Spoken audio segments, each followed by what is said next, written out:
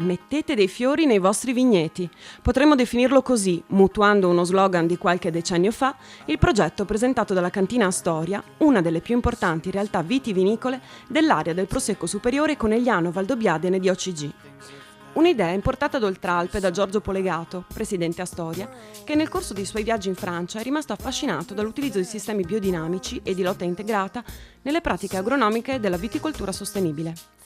Tutto è nato con la necessità pratica di gestire una scarpata di 8.000 m² che si affaccia su via Crevada all'ingresso della tenuta di Refrontolo. Abbattuti dei vecchi alberi pericolanti hanno trovato posto siepi e fiori, e insieme alla flora un microcosmo di insetti e uccelli.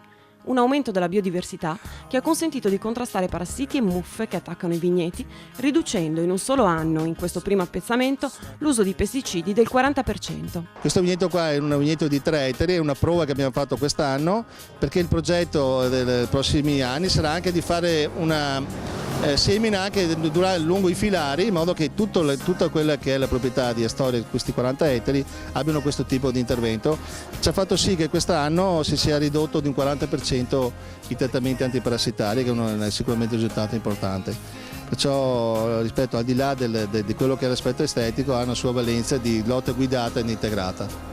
Un lavoro curato da esperti in collaborazione con lo studio Arte Natura, che ha visto la piantumazione soprattutto di specie autoctone, dal biancospino al sambuco, dalle taggette al finocchio selvatico. Uno spettacolo per gli occhi, ma anche una garanzia di maggior tutela dell'ambiente e di qualità per i consumatori finali del Prosecco. Sono belli da un punto di vista estetico, ma nello stesso tempo attirano tantissimi insetti utili proprio per il vigneto.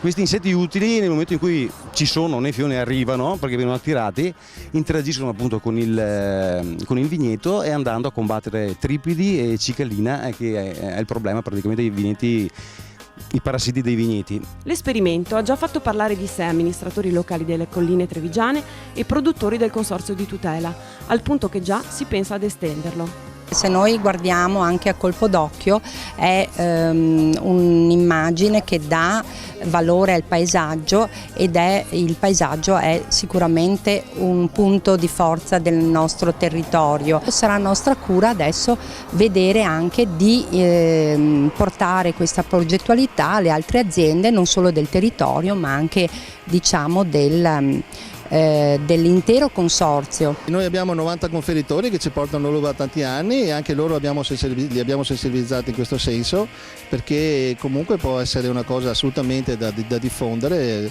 Siamo anche in collaborazione con il consorzio di OCG Conegliano Valdobbiadene, perché anche loro rendano pubblica questa cosa e coinvolgono sempre di più quelli che sono i produttori di questo territorio. Astoria quindi, come avanguardia di un Prosecco superiore, sempre più attento alla sostenibilità e alla natura, perché chi coltiva le viti è il primo custode del territorio collinare.